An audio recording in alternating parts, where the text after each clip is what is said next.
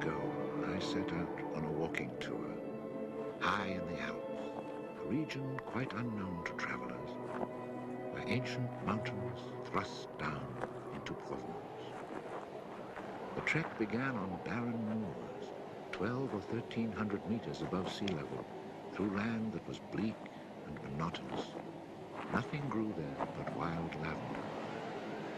My route led across the region at its widest point, and after hiking for 3 days, I found myself in a wasteland, desolate beyond description. I made camp near the remains of an abandoned village.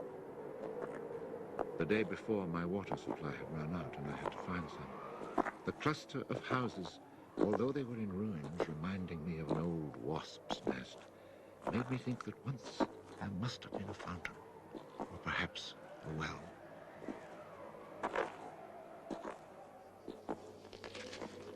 There was indeed a fountain, but it was dry. The roofless houses, eaten away by wind and rain, and the chapel, with its crumbling belfry, stood arranged like houses and churches in a living village. But here, life had vanished. It was a sunny, cloudless June day, but over these bare highlands blew a fierce, insufferable wind. Growling through the skeletons of the houses, it sounded like a wild beast disturbed while feeding on its prey. I had to move camp.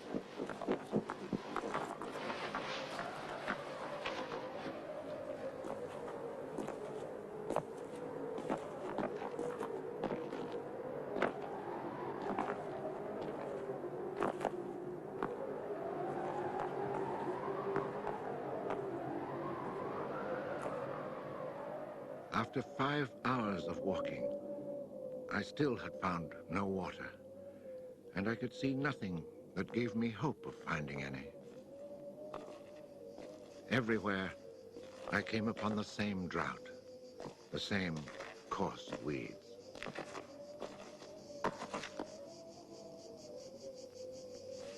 In the distance, something caught my eye. A thin, dark shape that I took for a tree stump. But just in case, I walked towards it.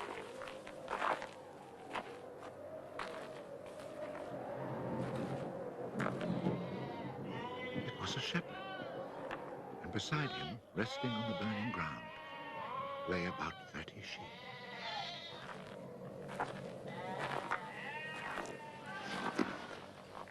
He let me drink from his gourd, and presently he led me to his sheepfold in a hollow in the plain. He drew water.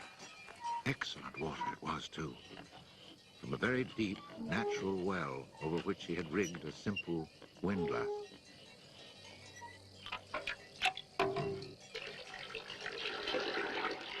The man spoke very little, often the way with people who live alone, but he appeared sure of himself and confident in his assurance. It all seemed somehow strange in this barren land. He lived not in a hut, but in a real house, a stone house, whose walls clearly showed how his own labor had repaired the ruin it had once been. Its roof was solid and strong, and the wind on its tiles sounded like the sea upon the seashore. Inside, it was neat and tidy, dishes washed, floor swept, shotgun oiled. His soup simmered over the fire. And I noticed that he was freshly shaved, that all his buttons were firmly sewed on, and that his clothes were darned with that meticulous care which makes the mend invisible. He shared his soup with me.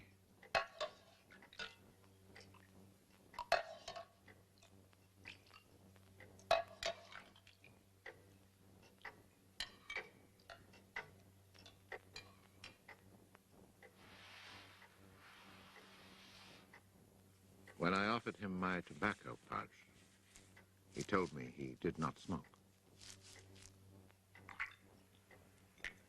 The dog, silent like his master, was friendly without fawning.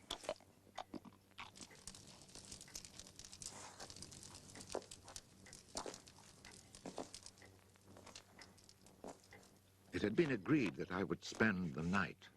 The nearest village was still almost 2 days' walk away. Villages in this region were few and far between, and I knew well what they were like.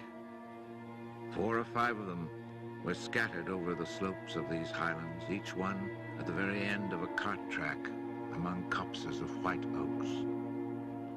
They were inhabited by charcoal burners.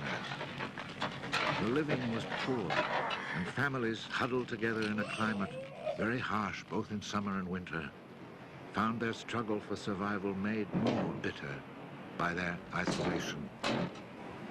There was no relief. Their constant longing to escape became a crazy ambition. Endlessly the men carted their charcoal to town, then returned home. Even the most stable characters crack under the constant grind. The women seethed with resentment. There was rivalry in everything. The sale of charcoal and the church pew. They were rivals in virtue and rivals in vice. And the battle royal between vice and virtue raged incessantly. And always there was the wind. The ever-present wind constantly grating on the nerves. There were epidemics of suicide and many cases of madness, nearly always ending in murder.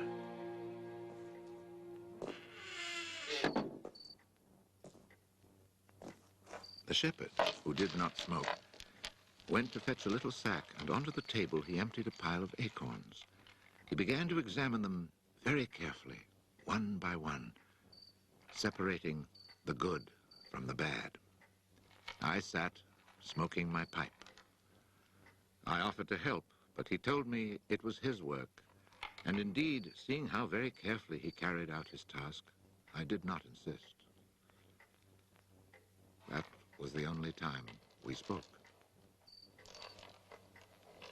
When he had set aside enough acorns, he divided them into piles of 10. As he did this, he discarded the smaller ones, or those that were cracked, for now he was examining them very, very closely. When finally there lay before him 100 perfect acorns, he stopped, and we went to our beds. Being with this man brought a great sense of peace.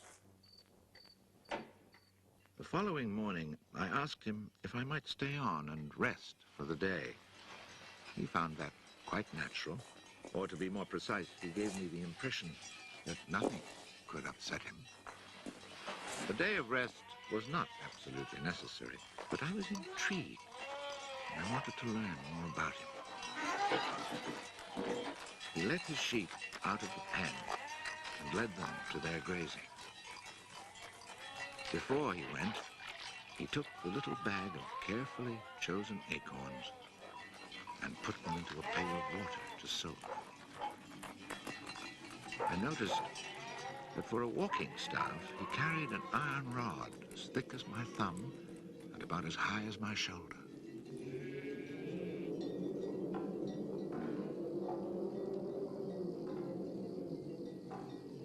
Pretending to take a leisurely stroll, I followed him at a distance, but keeping on a parallel path with him. The pasture for his sheep was down in a dell. Leaving his dog in charge of the little flock, he began to climb towards me where I was standing. I feared he was coming to reproach me. Not at all. It happened to be on his way, and he invited me to go with him if I had nothing better to do. He was going a little farther on, to the top of the hill.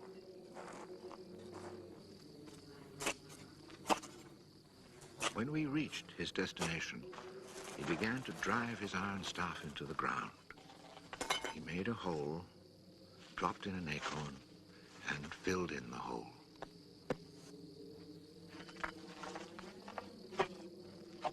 He was planting oak trees. asked him if he owned the land. He said no. Did he know who owned it? He did not. He thought it was common land, parish property, or perhaps it belonged to people who did not care about it. That did not concern him. So with infinite care, he planted his 100 acorns.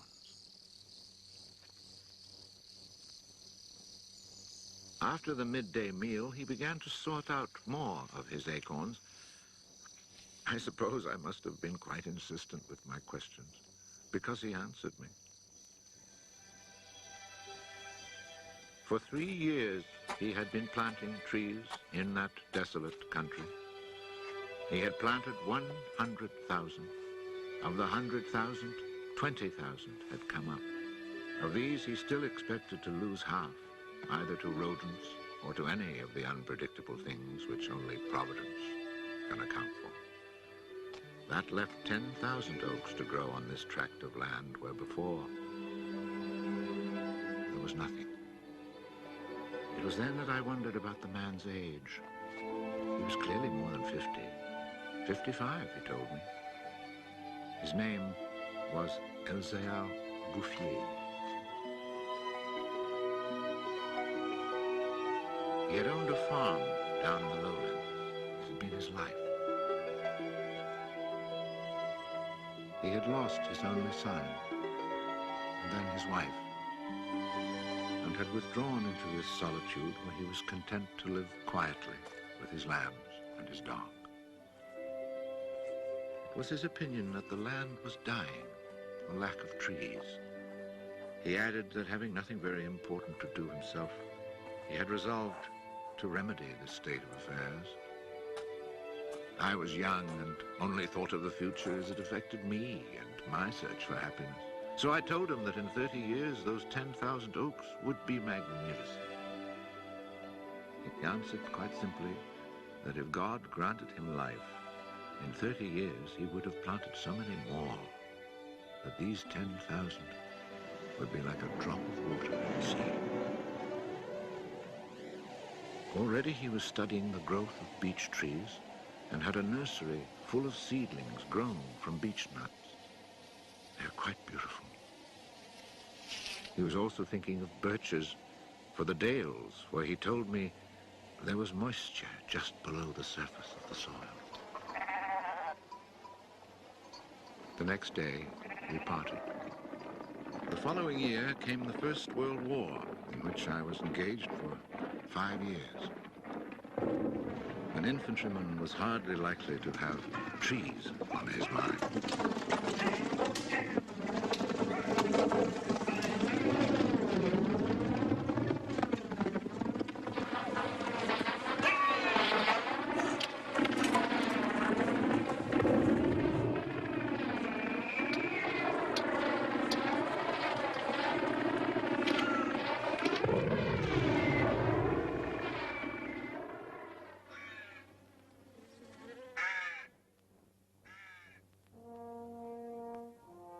After demobilization, I found myself the possessor of a small gratuity and a great desire to breathe pure air.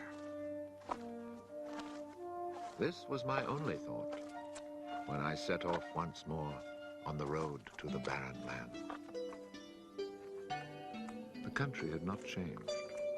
However, in the distance, beyond the deserted village, I noticed a sort of grayish mist that lay on the hilltops like a carpet. The shepherd who planted trees had been in my mind since the day before. 10,000 oak trees, I thought to myself, really need a lot of space.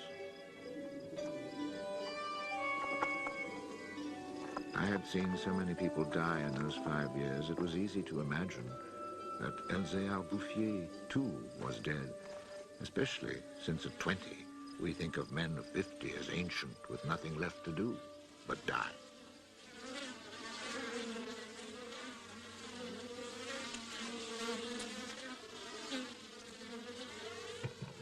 He was not dead. He had changed his occupation. He had only 4 sheep left, but now he had over 100 hives of bees. He had given up sheep because they threatened his young trees. The war had not disturbed him, and he had calmly continued his planting. The oaks of 1910 were now 10 years old and taller than either of us. It was such an impressive sight, I was struck dumb. And as he never said a word, we spent the whole day in silence, walking through his forest. It was in 3 sections and measured 11 kilometers long and 3 kilometers at its widest. When I reminded myself that all this was the work of the hand and soul of one man with no mechanical help, it seemed to me that men could be as effective as God in tasks other than destruction.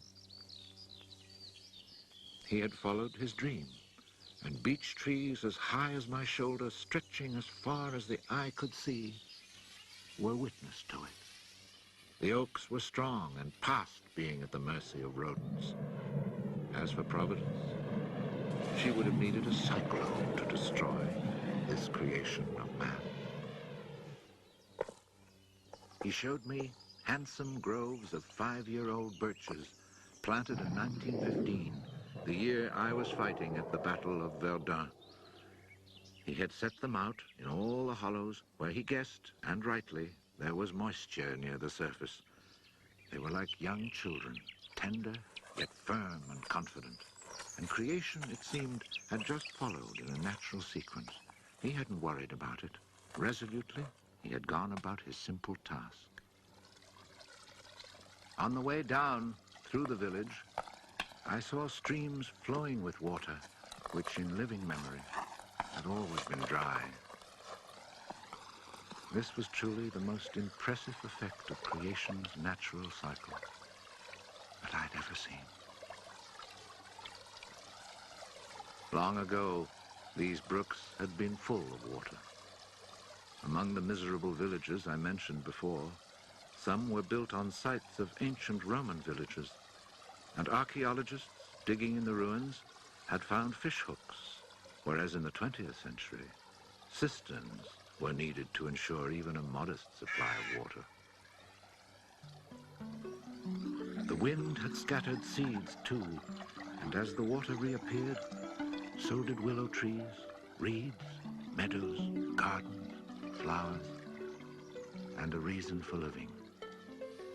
But the change had come about so gradually, and that it was simply taken for granted.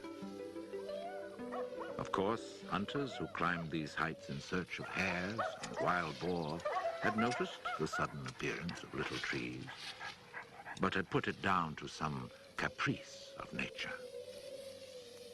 That is why no one had meddled with the work of the shepherd. If they had suspected it was man's work, they would have interfered. But who would even think of him? Who in the villages or among the authorities could ever have imagined such constant, magnificent generosity?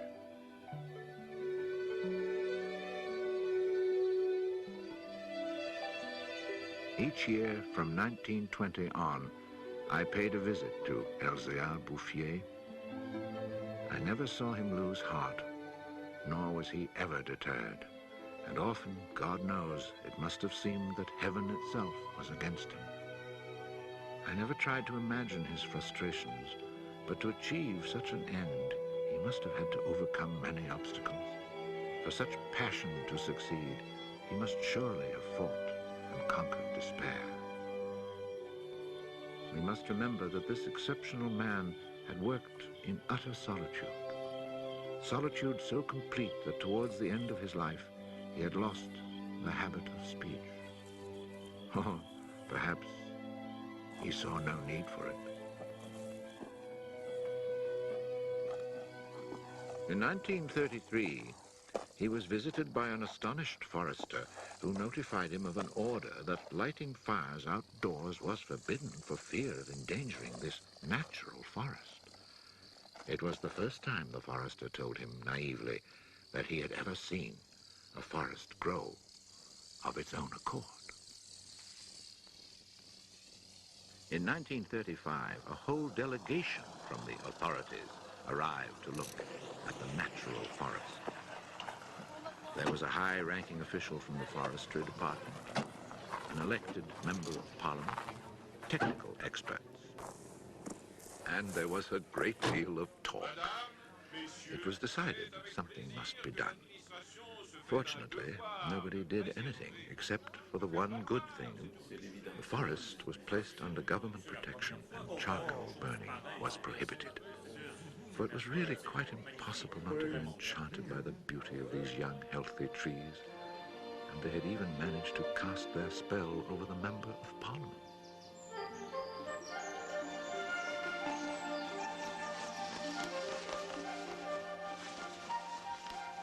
One of the senior foresters in the delegation was a friend of mine, and I explained the mystery to him.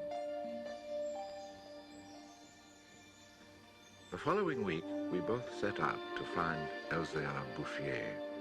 He was hard at work about 20 kilometers from where the official inspection had taken place. I was right about my friend the forester. He was able to appreciate all he saw. I offered the eggs I had brought as a present. We all shared our lunch and spent several hours in silent contemplation of the landscape. The slopes we had climbed on our way up were covered with tall trees 4 times our own height. I remembered how it had looked in 1913, desolate, but quiet, regular work, brisk mountain air, the simple life, and above all, peace of mind, had endowed this old man with almost awe-inspiring health. He was one of God's athletes. I wondered how many more hectares he would cover with trees. Before we took our leave, my friend made one small suggestion about the kinds of tree which seemed to suit the soil here. He did not press the point, for the simple reason, he told me afterwards, that this man knows more about it than I do. The idea must have been turning over in his mind, for after we had walked for an hour, he added, he knows more about it than anyone else in the world. He's found a perfect way to be happy.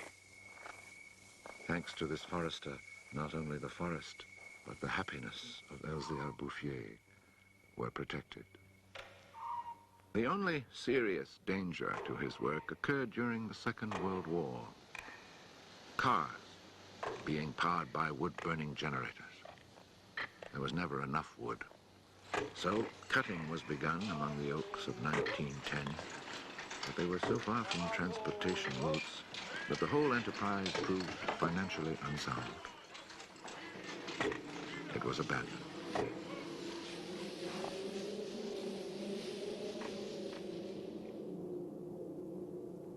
The shepherd knew nothing of all this. He was 30 kilometers away, quietly going about his business, ignoring the War of '39 just as he had ignored it in 1914. I saw Elzéard Bouffier for the last time in June 1945. He was then 87. Again I had set out on the road to those barren moors. But now, in spite of the dislocation left behind by the war, there was a bus which ran from the Durance Valley up into the mountains. I decided it must be because of this relatively speedy means of transport that I could not recognize the places where my walks used to lead me. It took the name of a village to reassure me that I really was in that region that had once been desolate and abandoned.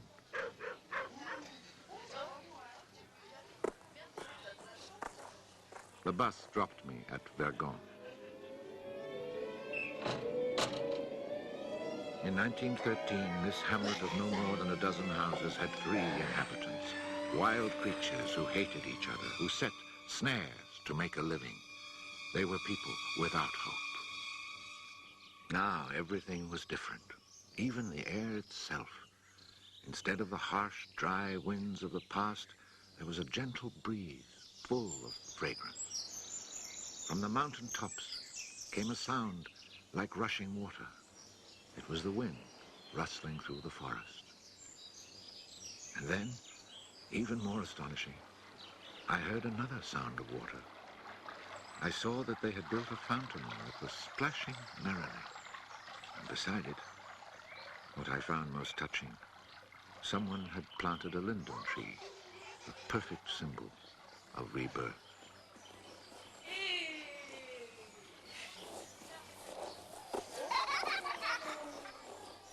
Moreover, Verdun showed signs of the kind of labor that only hope can inspire. So hope had been restored, ruins had been cleared, and crumbling walls torn down. The new houses, freshly rough-cast, stood in kitchen gardens where flowers and vegetables grew in orderly confusion. Roses and cabbages, snapdragons and leeks, celery and anemones. It had become a place where one would want to live. From this point, I continued on foot. The war had not been over long enough for life to reach full bloom, but Lazarus had emerged from the tomb. On the lower slopes of the mountain, I could see small fields of young barley and rye, and down in the narrow valleys, the meadows were green.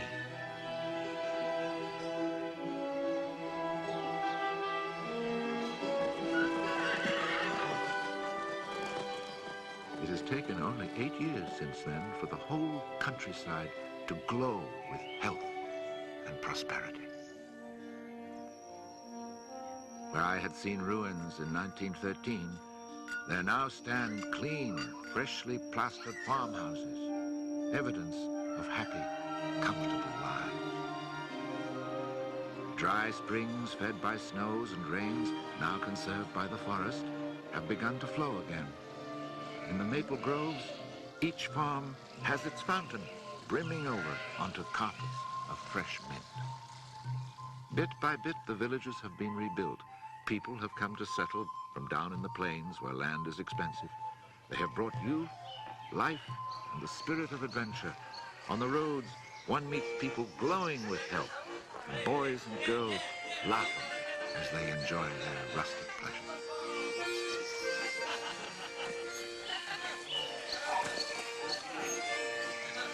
Counting those who lived here before, quite changed by their life in gentle surroundings, and including the newcomers, more than 10,000 people owe their happiness to Elzéard Bouffier. When I think that one man, one body, and one spirit was enough to turn a desert into the land of Canaan, I find after all that a man's destiny can be truly wonderful.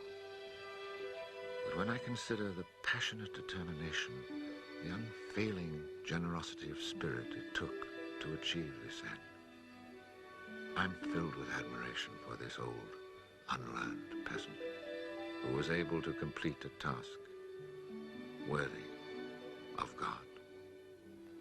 Elzéard Bouffier died peacefully in Banon in 1947.